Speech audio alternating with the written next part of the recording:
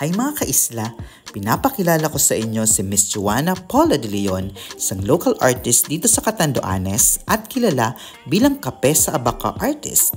Ayan, ginawa niya ako ng Kape sa Abaca art. Gumagamit siya ng abaca paper para sa kanyang mga paintings. O diba, ang bongga? So pwede ka sa events, yes, mga weddings. On the spot, pwede kang gumawa ng kung may mga event kayo, kasi pwede siyang on the spot painting.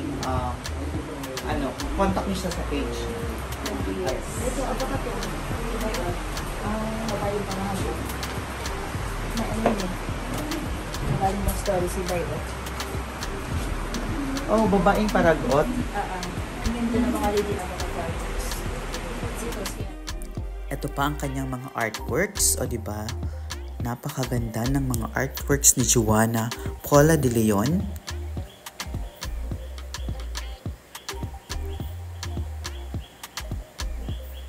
At syempre ang Kape sa Abaca Arts.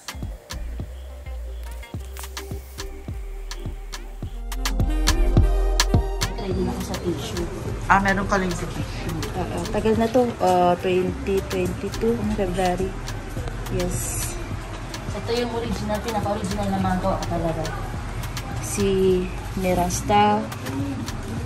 Yan. Mga original to yung ano ko lang yan. Biletsumi. Ay, mga anime. Mga anime. Ito yung Katniel. Ito, kahit mga aso. Magawa ako ng mga aso. Ito yung mga pinakauna ko before ako kumaano yung kape sa Abaca. Color pencil. Ay, ito hindi pa. May nahalo. Mga ganyan, color pencil lang ito.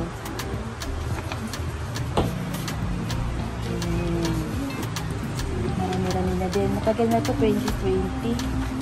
Mga family. Pero ito yung talaga pinapromote ko. Ito yung mga charcoal ko dati. 2017, 2016. Tagal na. Hindi kasi ako dati sa ano. Halos. Ayun, mga ganyan. Alam na. Ilalagay ko sa comment section ang Facebook page at account ni Miss Joanna Paula de Leon. Thank you guys for watching. God bless. Support local artists.